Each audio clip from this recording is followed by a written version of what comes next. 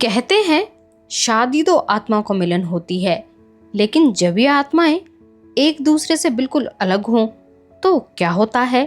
बेमेल विवाह सिर्फ दो लोगों का नहीं, दो जिंदगियों का संघर्ष बन जाता है। हर दिन प्यार की जगह तकरार, समझ की जगह शिकायतें और सपनों की जगह पछतावा ले लेता है। न नजरों में मोहब्बत होती है, न बातों में अपनापन। रिश्ते में बस समझौते, चुप्पी और थकान बच जाती है। क्या यही है एक खुशहाल जिंदगी का सच? मैं हूं आपकी दोस्त वर्षा। आशा करती हूं आप सभी बहुत अच्छे से होंगे। एक बार फिर से आप सभी का स्वागत करती हूं स्पिरिट ऑफ इम्बाइब के मंच पर। हम पढ़ रहे हैं प्रेमचंद का प्रसिद्ध उपन्यास जिसका नाम है निर्मला। तो चलिए चलते हैं बिना किसी देरी के इस उपन्यास के अगले भाग की ओर। निर्मला का विवाह हो गया, ससुराल आ गई। वकील साहब का नाम था मुंशी तोताराम। सांवले रंग के मोटे ताजे आदमी थे। उम्र तो अभी 40 से अधिक न थी, पर वकालत के कठिन परिश्रम ने सिर के बाल पका दिए थे। व्यायाम करने का उन्हें अवकाश न मिलता था, यहाँ तक कि कभी कहीं घूमने भी न जाते थे। इसलिए तौंद निकल आई थी। देह के स्थूल होते हुए भी आए दिन कोई न कोई शिकायत रहती थी। मंदग्नि और बवासीर से तो उनका चिरस्थायी संबंध था, अतएव बहुत फूंक फूंक कर कदम रखते थे। उनके 3 लड़के थे। बड़ा मनसाराम 16 वर्ष का था, मंझला जियाराम 12 और सियाराम 7 वर्ष का। तीनों अंग्रेजी पढ़ते थे। घर में वकील साहब की विधवा बहन के सिवा और कोई औरत न थी, वही घर की मालकिन थी। उसका नाम था रुक्मिणी और अवस्था 50 के ऊपर थी। ससुराल में कोई न था, स्थायी रीति से यहीं रहती थी। तोताराम दंपत्ति विज्ञान में कुशल थे। निर्मला को प्रसन्न रखने के लिए उनमें जो स्वाभाविक कमी थी उसे वह उपहारों से पूरी करना चाहते थे। यद्यपि वह बहुत ही मितव्ययी पुरुष थे, पर निर्मला के लिए कोई न कोई तोहफा रोज लाया करते। मौके पर धन की परवाह न करते थे। लड़कों के लिए थोड़ा दूध आता था, पर निर्मला के लिए मेवे, मुरब्बे, मिठाइयाँ, किसी चीज की कमी न थी। अपनी जिंदगी में कभी सैर तमाशे देखने न गए थे, पर अब छुट्टियों में निर्मला को सिनेमा, सर्कस, थिएटर दिखाने के लिए ले जाते थे। अपने बहुमूल्य समय का थोड़ा सा हिस्सा उसके साथ बैठकर ग्रामोफोन बजाने में व्यतीत किया करते थे। लेकिन निर्मला को न जाने क्यों तोताराम के पास बैठने और हंसने बोलने में संकोच होता था। इसका कदाचित यह कारण था कि अब तक ऐसा ही एक आदमी उसका पिता था, जिसके सामने वह सिर झुकाकर देह चुराकर निकलती थी। अब उनकी अवस्था का एक आदमी उसका पति था। वह उसे प्रेम की वस्तु नहीं, सम्मान की वस्तु समझती थी। उनसे भागती फिरती। उनको देखते ही उसकी प्रफुल्लता पलायन कर जाती थी।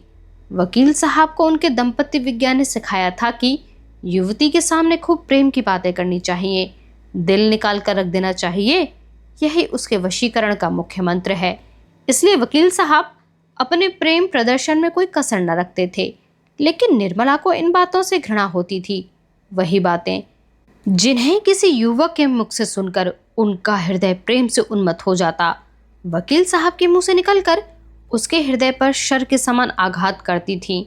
उनमें रस न था, उल्लास न था, उन्माद न था, हृदय न था। केवल बनावट थी, धोखा था और शुष्क नीरस शब्दाडंबर। उसे इत्र और तेल बुरा न लगता, सैर तमाशे बुरे न लगते, बनाव सिंगार भी बुरा न लगता था। बुरा लगता था तो केवल तोताराम के पास बैठना। वह अपना रूप और यौवन उन्हें न दिखाना चाहती थी, क्योंकि वहां देखने वाली आंखें न थीं। वह उन्हें इन रसों का आस्वादन लेने योग्य न समझती थी। कली प्रभात समीर ही के स्पर्श से खिलती है। दोनों में समान सारस्य है। निर्मला के लिए वह प्रभात समीर कहाँ था? पहला महीना गुजरते ही तोताराम ने निर्मला को अपना खजांची बना लिया। कचहरी से आकर दिन भर की कमाई उसे दे देते। उनका ख्याल था कि निर्मला इन रुपयों को देकर फूले न समाएगी। निर्मला बड़े शौक से इस पद का काम अंजाम देती। एक एक पैसे का हिसाब लिखती। अगर कभी रुपए कम मिलते तो पूछती आज कम क्यों है। गृहस्थी के संबंध में उनसे बातें खूब करती। इन्हीं बातों के लायक वह उनको समझती थी। ज्यों ही कोई विनोद की बात उनके मुंह से निकलती, उसका मुख मलिन हो जाता। निर्मला जब वस्त्राभूषणों से अलंकृत होकर आईने के सामने खड़ी होती और उसमें अपने सौंदर्य की सुषमापूर्ण आभा देखती तो उसका हृदय एक सतृष्ण कामना से तड़प उठता था। उस वक्त उसके हृदय में एक ज्वाला सी उठती। मन में आता इस घर में आग लगा दूं। अपनी माता पर क्रोध आता, पर सबसे अधिक क्रोध बेचारे निरपराध तोताराम पर आता। सदैव इस ताप से जला करती। बांका सवार लट्टू टट्टू पर सवार होना कब पसंद करेगा, चाहे उसे पैदल ही क्यों ना चलना पड़े। निर्मला की दशा उसी बांके सवार की सी थी। वह उस पर सवार होकर उड़ना चाहती थी, उस उल्लास में विद्युत गति का आनंद उठाना चाहती थी। टट्टू के हिनहिनाने और कनौतियां खड़ी करने से क्या आशा होती। संभव था कि बच्चों के साथ हंसने खेलने से वह अपनी दशा को थोड़ी देर के लिए भूल जाती, कुछ मन हरा हो जाता। लेकिन रुक्मणी देवी लड़कों को उसके पास फटकने तक ना देती, मानो वह कोई पिशाचिनी है जो उन्हें निकल जाएगी। रुक्मणी देवी का स्वभाव सारे संसार से निराला था। यह पता लगाना कठिन था कि वह किस बात से खुश होती थी और किस बात से नाराज। एक बार जिस बात से खुश हो जाती थी, दूसरी बार उसी बात से जल जाती थी। अगर निर्मला अपने कमरे में बैठी रहती तो कहती कि न जाने कहाँ की मनहुसिन है। अगर वह कोठे पर चढ़ जाती या महरियों से बातें करती तो छाती पीटने लगती। न लाज है न शर्म है, निगोड़ी ने हया भून खाई। अब क्या कुछ दिनों में बाजार में नाचेगी। जब से वकील साहब ने निर्मला के हाथ में रुपए पैसे देने शुरू किए, रुक्मणी उसकी आलोचना करने पर आरूढ़ हो गई। उन्हें मालूम होता था कि अब प्रलय होने में बहुत थोड़ी कसर रह गई है। लड़कों को बार बार पैसों की जरूरत पड़ती। जब तक खुद स्वामिनी थी उन्हें बहला दिया करती थी, अब सीधे निर्मला के पास भेज देती। निर्मला को लड़कों के चटोरेपन अच्छा न लगता था, कभी कभी पैसा देने से इनकार कर देती। रुक्मिणी को अपना वागबाण सर करने का अवसर मिल जाता। अब तो मालकिन हुई है, लड़के काहे को जिएंगे। बिना माँ के बच्चे को कौन पूछे। रुपयों की मिठाइयाँ खा जाते थे, अब धेले धेले को तरसते हैं। निर्मला अगर चिढ़कर किसी दिन बिना कुछ पूछे ताछे पैसे दे देती तो देवी जी उसकी दूसरी ही आलोचना करती। इन्हें क्या, लड़के मरे या जिए, इनकी बला से। माँ के बिना कौन समझाए कि बेटा बहुत मिठाइयाँ मत खाओ, आई गई तो मेरे सिर जाएगी। इन्हें क्या। यहीं तक होता तो निर्मला शायद जब्त कर लेती, पर देवी जी तो खुफिया पुलिस से सिपाही की भांति निर्मला का पीछा करती रहती थी। अगर वह कोठे पर खड़ी है तो अवश्य ही किसी पर निगाह डाल रही होगी। मेहरी से बातें करती है तो अवश्य ही उसकी निंदा करती होगी। बाजार से कुछ मंगवाती है तो अवश्य कोई विलास वस्तु होगी। यह बराबर उसके पत्र पढ़ने की चेष्टा किया करती, छिप छिप कर बातें सुना करती। निर्मला अपनी दोधारी तलवार से कांपती रहती थी। यहाँ तक कि उसने एक दिन पति से कहा, आप जरा जीजी को समझा दीजिए, क्यों मेरे पीछे पड़ी रहती हैं। तोताराम ने तेज होकर कहा, तुम्हें कुछ कहा है क्या। रोज ही कहती हैं, बात मुंह से निकालना मुश्किल है। अगर उन्हें इस बात की जलन हो कि यह मालकिन क्यों बनी हुई है तो आप उन्हीं को रुपए पैसे दे दीजिए, मुझे ना चाहिए। यही मालकिन बनी रहे। मैं तो केवल इतना चाहती हूँ कि मुझे कोई ताने महने ना दिया करे। यह कहते कहते निर्मला की आंखों से आंसू बहने लगे। तोताराम को अपना प्रेम दिखाने का यह बहुत ही अच्छा मौका मिला। बोले, मैं आज ही उनकी खबर लूंगा, साफ कह दूंगा। मुंह बंद करके रहना है तो रहो, नहीं तो अपनी राह लो। इस घर की स्वामिनी वह नहीं है, तुम हो। वह केवल तुम्हारी सहायता के लिए है। अगर सहायता करने के बदले तुम्हें दिक करती हैं तो उनके यहाँ रहने की जरूरत नहीं है। मैंने सोचा था कि विधवा हैं, अनाथ हैं, पाव भर आटा खाएंगी पड़ी रहेंगी। अब और नौकर चाकर खा रहे हैं तो वह तो अपनी बहन है। लड़कों की देखभाल के लिए एक औरत की जरूरत भी थी, रख लिया। लेकिन इसके यह माने नहीं कि वह तुम्हारे ऊपर शासन करे। निर्मला ने फिर कहा, लड़कों को सिखा देती हैं कि जाकर माँ से पैसे मांगे, कभी कुछ।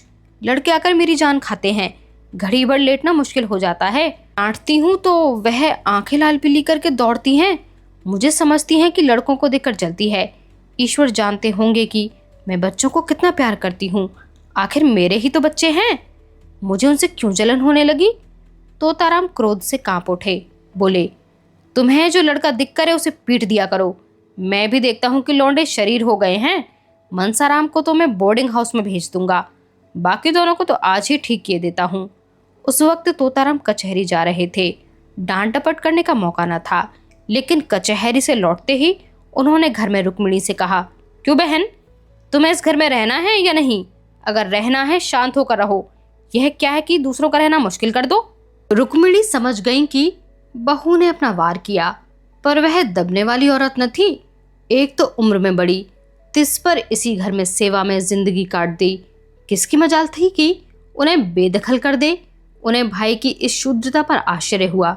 बोली, तो क्या लौंडी बनाकर रखोगे? लौंडी बनकर रहना है तो इस घर की लौंडी ना बनूंगी। अगर तुम्हारी यह इच्छा हो कि घर में कोई आग लगा दे और मैं खड़ी देखा करूं, किसी को बेराह चलते देखूं तो चुप साध लूं, जो जिसके मन में आए करे, मैं मिट्टी की देवी बनी रहूं, तो यह मुझसे ना होगा। यह क्या हुआ जो तुम इतने आपे से बाहर हो रहे हो? निकल गई सारी बुद्धिमानी। कल की लौंडिया चोटी पकड़कर नचाने लगी, कुछ पूछना ना ताछना, बस उसने तार खींचा और तुम काठ के सिपाही की तरह तलवार निकाल कर खड़े हो गए। तोताराम, सुनता हूं कि तुम हमेशा खुरच निकालती रहती हो, बात बात पर ताने देती हो। अगर कुछ सीख देनी हो तो उसे प्यार से मीठे शब्दों में देनी चाहिए। तानों से सीख मिलने के बदले उल्टा और जी जलने लगता है। रुक्मिणी, तो तुम्हारी यह मर्जी है कि किसी बात में न बोलूं, यही सही, लेकिन फिर ना कहना कि तुम घर में बैठी थी। क्यों नहीं सलाह दी? जब मेरी बातें जहर लगती हैं तो मुझे क्या कुत्ते ने काटा है जो बोलूं? मिसाल है, नाटो खेती बहुरियो घर, मैं भी देखूं बहुरिया कैसे घर चलाती है। इतने में सियाराम और जियाराम स्कूल से आ गए। आते ही आते दोनों बुआ जी के पास जाकर खाने को मांगने लगे। रुक्मिणी ने कहा, जाकर अपनी नई अम्मा से क्यों नहीं मांगते? मुझे बोलने का हुक्म नहीं है। तोता, अगर तुम लोगों ने उस घर में कदम रखा तो टांगे तोड़ दूंगा। बदमाशी पर कमर बांधी है। जियाराम जरा शोक था। बोला, उनको तो आप कुछ नहीं कहते, हम ही को धमकाते हैं, कभी पैसे नहीं देती। सियाराम ने इस कथन का अनुमोदन किया। कहती हैं मुझे दिख करोगे तो कान काट लूंगी। कहती हैं कि नहीं जिया। निर्मला अपने कमरे से बोली, मैंने कब कहा था कि तुम्हारे कान काट लूंगी? अभी से झूठ बोलने लगे। इतना सुनना था कि तोताराम ने सियाराम के दोनों कान पकड़कर उठा लिया। लड़का जोर से चीख मार कर रोने लगा। रुक्मिणी ने दौड़कर बच्चे को मुंशी जी के हाथ से छुड़ा लिया और बोलने लगी, बस रहने भी दो, क्या बच्चे को मार डालोगे? हाय हाय, कान लाल हो गया है। सच कहा है, नई बीवी पाकर आदमी अंधा हो जाता है। अभी से यह हाल है तो इस घर के भगवान ही मालिक हैं। निर्मला अपनी विजय पर मन ही मन प्रसन्न हो रही थी, लेकिन जब मुंशी जी ने बच्चे का कान पकड़कर उठा लिया तो उससे न रहा गया। छुड़ाने को दौड़ी, पर रुक्मिणी पहले ही पहुंच गई थी। बोली, पहले आग लगा दी, अब बुझाने दौड़ी हो? जब अपने लड़के होंगे तब आंखें खुलेंगी। पराई पीर क्या जानो। निर्मला, खड़े तो हैं, पूछ लो ना, मैंने क्या आग लगा दी? मैंने इतना ही कहा था कि लड़के मुझसे पैसों के लिए बार बार दिक करते हैं। इसके सिवाय जो मेरे मुंह से कुछ निकला हो तो मेरी आंखें फूट जाएं। तोता, मैं खुद इन लौडों की शरारत देखा करता हूँ, अंधा थोड़े ही हूँ। तीनों जिद्दी और शरीर हो गए हैं।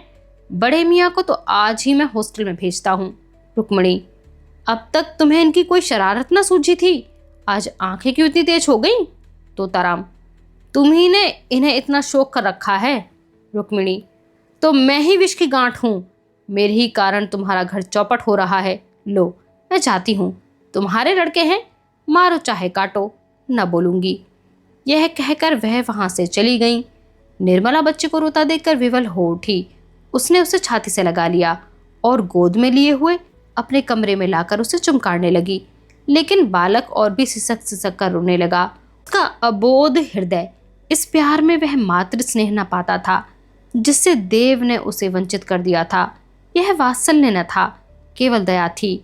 यह वह वस्तु थी जिस पर उसका कोई अधिकार न था, जो केवल भिक्षा के रूप में उसे दी जा रही थी। पिता ने पहले भी 2-1 बार मारा था जब उसकी माँ जीवित थी, लेकिन तब उसकी माँ उसे छाती से लगाकर रोती न थी। वह अप्रसन्न होकर उससे बोलना छोड़ देती, यहाँ तक कि वह स्वयं थोड़ी ही देर के बाद कुछ भूलकर फिर माता के पास दौड़ा जाता था। शरारत के लिए सजा पाना तो उसकी समझ में आता था, लेकिन मार खाने पर चुमकारा जाना उसकी समझ में न आता था। मातृ प्रेम में कठोरता होती थी, लेकिन मृदुलता से मिली हुई इस प्रेम में करुणा थी। पर वह कठोरता न थी जो आत्मीयता का गुप्त संदेश है। स्वस्थ अंग की परवाह कौन करता है, लेकिन जब वही अंग जब किसी वेदना से टपकने लगता है तो उसे ठेस और धक्के से बचाने का यत्न किया जाता है। निर्मला का करुण रोदन बालक को उसके अनाथ होने की सूचना दे रहा था। वह बड़ी देर तक निर्मला की गोद में बैठा रोता रहा और रोते रोते सो गया। निर्मला ने उसे चारपाई पर सुलाना चाहा तो बालक ने सुषुप्तावस्था में अपनी दोनों कोमल बाहें उसकी गर्दन में डाल दी और ऐसे चिपट गया मानो नीचे कोई गड़ा हो। शंका और भय से उसका मुख विकृत हो गया। निर्मला ने फिर बालक को गोद में उठा लिया और चारपाई पर न सुला सकी। इस समय बालक को गोद में लिए हुए उसे वह तुष्टि हो रही थी जो अब तक कभी न हुई थी। आज पहली बार उसे आत्मवेदना हुई। जिसके बिना आंख नहीं खुलती, अपना कर्तव्य मार्ग नहीं समझता, वह मार्ग अब दिखाई देने लगा।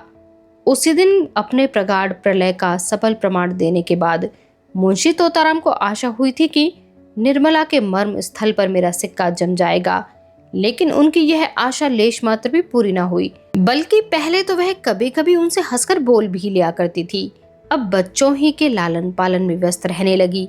जब घर आते बच्चों को उसके पास बैठे पाते, कभी देखते हैं कि उन्हें खिला रही है, कभी कपड़े पहना रही है, कभी कोई खेल खेला रही है और कभी कोई कहानी कह रही है। निर्मला का तृषित हृदय प्रणय की ओर से निराश होकर इस अवलंब ही को गनीमत समझने लगा। बच्चों के साथ हंसने बोलने में उसकी मात्र कल्पना तृप्त होती थी। पति के साथ हंसने बोलने में उसे जो संकोच, जो अरुचि तथा जो अनिच्छा होती थी, यहाँ तक कि वह उठकर भाग जाना चाहती, उसके बदले बालकों के सच्चे सरल स्नेह से चित्त प्रसन्न हो जाता था। पहले मनसाराम उसके पास आते हुए झिझकता था, लेकिन मानसिक विकास में 5 साल छोटा, हॉकी और फुटबॉल ही उसका सारा संसार, उसकी कल्पनाओं का मुक्त क्षेत्र और उसकी कामनाओं का हरा भरा बाग था। एक हरे बदन का छरहरा सुंदर हंसमुख लज्जाशील बालक था, जिसका घर से केवल भोजन का नाता था, बाकी सारे दिन न जाने कहाँ घूमा करता। निर्मला उसके मुंह से खेल की बातें सुनकर थोड़ी देर के लिए अपनी चिंताओं को भूल जाती और चाहती कि एक बार फिर वही दिन आ जाते जब वह गुड़िया खेलती और उसके ब्याह रचाया करती, और जिसे भी थोड़े बहुत ही दिन गुजरे थे। मुंशी तोताराम अन्य एकांत सेवी मनुष्यों की भांति विषयी जीव थे। कुछ दिनों तो वह निर्मला को सैर तमाशे दिखाते रहे, लेकिन जब देखा कि इसका कुछ फल नहीं होता तो फिर एकांत सेवन करने लगे।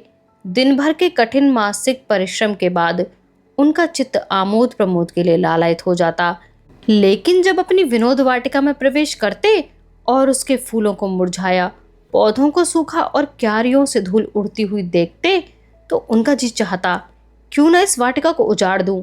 निर्मला उनसे क्यों विरक्त रहती है, इसका रहस्य उनकी समझ में न आता था। दंपत्ति शास्त्र के सारे मंत्रों की परीक्षा कर चुके, पर मनोरथ पूरा न हुआ। अब क्या करना चाहिए, यह उनकी समझ में न आता था। एक दिन वह इसी चिंता में बैठे हुए थे कि उनके सहपाठी मित्र नयन सुखराम आकर बैठ गए और सलाम वलाम के बाद मुस्कुराकर बोले, आजकल तो खूब गहरी छंती होगी, नई बीवी का आलिंगन करके जवानी का मजा आ जाता होगा। बड़े भाग्यवान हो भाई, रूठी हुई जवानी को तो मनाने का इससे अच्छा कोई उपाय नहीं कि नया विवाह हो जाए। यहाँ तो जिंदगी बवाल हो रही है। पत्नी जी इसी बुरी तरह चिमटी हैं कि किसी तरह पिंड ही नहीं छोड़ती। मैं तो दूसरी शादी की फिक्र में हूँ, कहीं डॉल हो तो ठीक ठाक कर दो। दस्तूरी में एक दिन तुम्हें उसके हाथ के बने हुए पान खिला देंगे। तोताराम ने गंभीर भाव से कहा, कहीं ऐसी हिमाकत न कर बैठना, नहीं तो पछताओगे। लौंडियां तो लौंडों से ही खुश रहा करती हैं, हम तो अब उस काम के नहीं रहे। सच कहता हूँ, मैं तो शादी करके पछता रहा हूँ। बुरी भला गले पड़ी, सोचा था 2-4 साल और जिंदगी का मजा उठा लूं, पर उल्टी आते गले पड़ी। नयन सुख, तुम क्या बात करते हो? लौंडियों को पंचे में लाना क्या मुश्किल बात है? जरा सैर तमाशे दिखा दो, उनके रूप रंग की तारीफ कर दो, बस रंग जम गया। तोताराम, यह सब कुछ कर धर के हार गया। नयन, अच्छा, कुछ इत्र तेल फूल पत्ते चाट वाट का भी मजा चखाया? तोताराम, अजी यह सब कर चुका, दंपत्ति शास्त्र के सारे मंत्रों का इम्तिहान ले चुका, सब कोरी गप्पे हैं। नयन, अच्छा तो अब मेरी एक सलाह मानो, जरा अपनी सूरत बनवा लो। आजकल यहाँ एक बिजली के डॉक्टर आए हुए हैं जो बुढ़ापे के सारे निशान मिटा देते हैं। क्या मजाल है कि चेहरे पर एक झुर्रिया या फिर सिर का बाल पका रह जाए। न जाने क्या जादू कर देते हैं कि आदमी का चोला ही बदल जाता है। तोताराम, फीस क्या लेते हैं? नयन, फीस तो सुना है कि शायद 500 रुपये। तोताराम, अजी कोई पाखंडी होगा, बेवकूफ़ों को लूट रहा होगा। कोई रंग रोगन लगाकर 2-4 दिन के लिए ज़रा चेहरा चिकना कर देता होगा। इश्तेहारी डॉक्टरों पर तो अपना विश्वास ही नहीं है। 10-5 की बात होती तो कहता ज़रा दिल लगी ही सही। 500 रुपये बड़ी रकम है। नयन, तुम्हारे लिए 500 रुपये कौन बड़ी बात है? 1 महीने की आमदनी है। मेरे पास तो भाई 500 रुपये होते तो सबसे पहला काम यही करता। जवानी के 1 घंटे की कीमत 500 रुपये से कहीं ज़्यादा है। तोताराम, अजी कोई सस्ता नुस्खा बताओ, कोई फकीरी जड़ी बूटी जो बिना हर फिटकरी के रंग चोखा हो जाए। बिजली और रेडियम बड़े आदमियों के लिए रहने दो, उन्हीं को मुबारक हो। नयन, तो फिर रंगीलेपन का स्वांग चखो।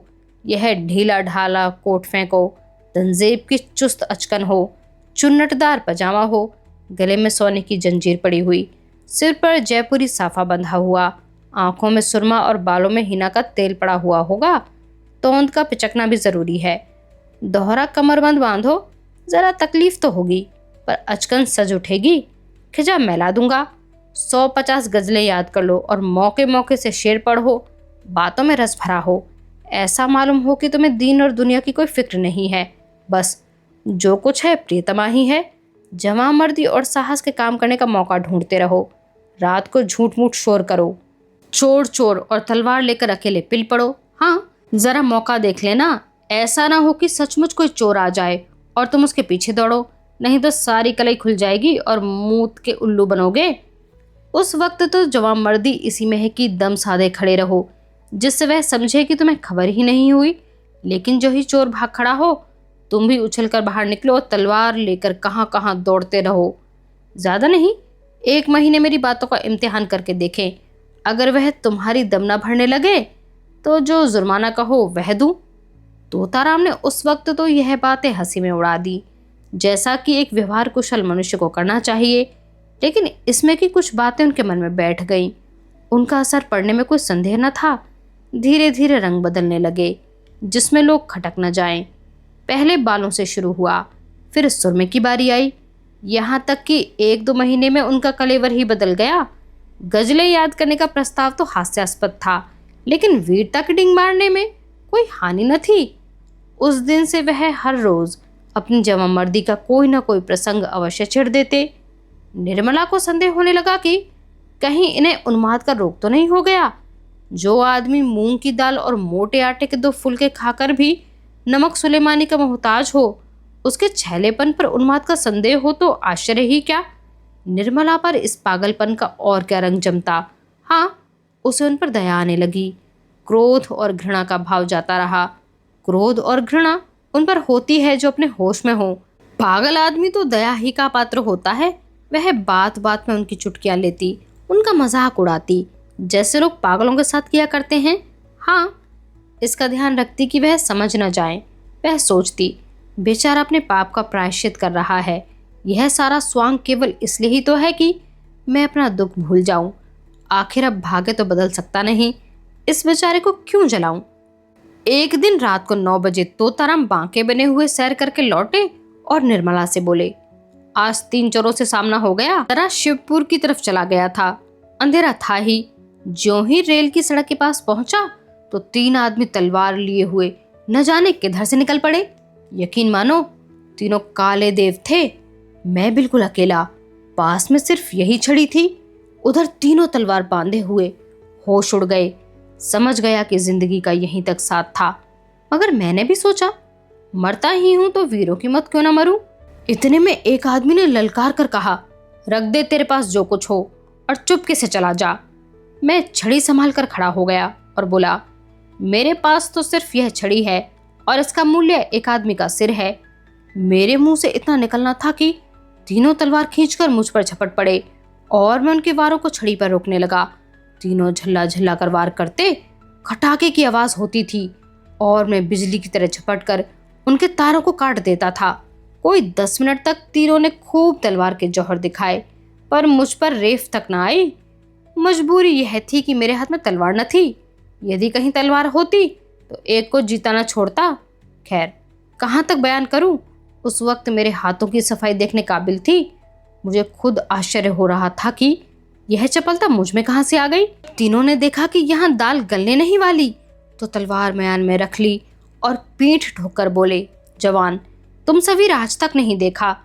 हम तीनों 300 पर भारी गांव के गांव ढोल बजाकर लूटते हैं, पर आज तुमने हमें नीचा दिखा दिया। हम तुम्हारा लोहा मान गए। यह कहकर तीनों फिर नजरों से गायब हो गए।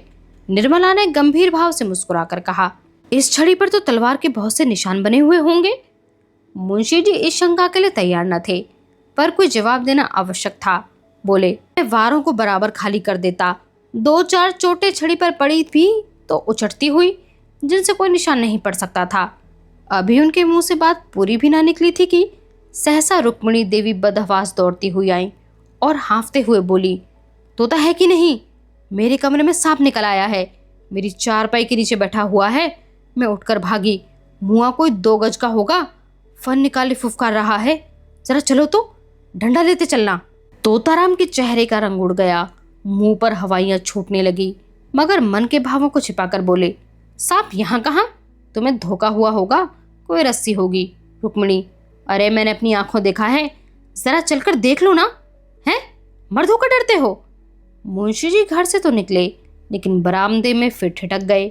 उनके पांव ही न उठते थे। कलेजा धड़ धड़ कर रहा था। सांप बड़ा क्रोधी जानवर है, कहीं काट ले तो मुफ्त में प्राण से हाथ धोना पड़े।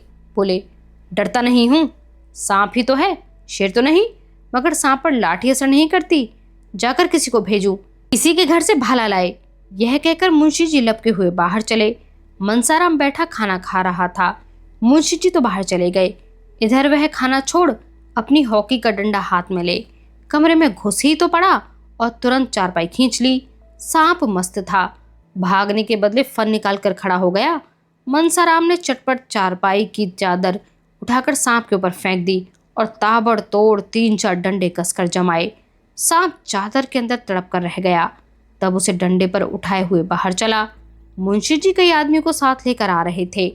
मनसाराम को सांप लटकाए आते देख तो सहसा उनके मुंह से चीख निकल पड़ी, मगर फिर संभल गए और बोले, मैं तो आ ही रहा था, तुमने क्यों जल्दी की? दे दो, कोई फेंक आए। यह कहकर बहादुरी के साथ रुक्मिणी के कमरे के द्वार पर जाकर खड़े हो गए और कमरे को खूब देखभाल कर मूंछों पर ताव देते हुए निर्मला के पास जाकर बोले, मैं जब तक आऊं मनसाराम ने मार डाला। बेसमझ लड़का डंडा लेकर दौड़ पड़ा। सांप हमेशा भाले से मारना चाहिए, यही तो लड़कों में ऐब है। मैंने ऐसे ऐसे कितने सांप मारे हैं। सांप को खिला खिला कर मारता हूँ, कितनों ही को तो मुट्ठी से पकड़कर मसल दिया है। रुक्मिणी ने कहा, जाओ भी, देख ली तुम्हारी मर्दानगी। मुंशी जी झेप कर बोले, अच्छा जाओ, मैं डरपोक ही सही, तुमसे कुछ इनाम तो नहीं मांग रहा हूँ। जाकर महाराज से कहो खाना निकाले। मुंशी जी तो भोजन करने गए और निर्मला द्वार की चौखट पर खड़ी सोच रही थी, भगवान, क्या इन्हें सचमुच कोई भीषण रोग हो रहा है? क्या मेरी दशा को और भी दारुण बनाना चाहते हो? मैं इनकी सेवा कर सकती हूँ, सम्मान कर सकती हूँ, अपना जीवन इनके चरणों पर अर्पण कर सकती हूँ, लेकिन वह नहीं कर सकती जो मेरे किए नहीं हो सकता। अवस्था का भेद मिटाना मेरे वश की बात नहीं। आखिर ये मुझसे क्या चाहते हैं? समझ गई। यह बात पहले ही नहीं समझी थी, नहीं तो इनको क्यों इतनी तपस्या करनी पड़ती, क्यों इतने स्वांग भरने पड़ते। आज का यह भाग यहीं पर समाप्त होता है। बने रहिए इस रोचक उपन्यास को सुनने के लिए हमारे साथ, स्पिरिट ऑफ इम्बाइब के चैनल के साथ, और हमें सब्सक्राइब करना, हमारी वीडियोस को लाइक करना, शेयर करना बिल्कुल ना भूलें। आप सभी का बहुत शुक्रिया।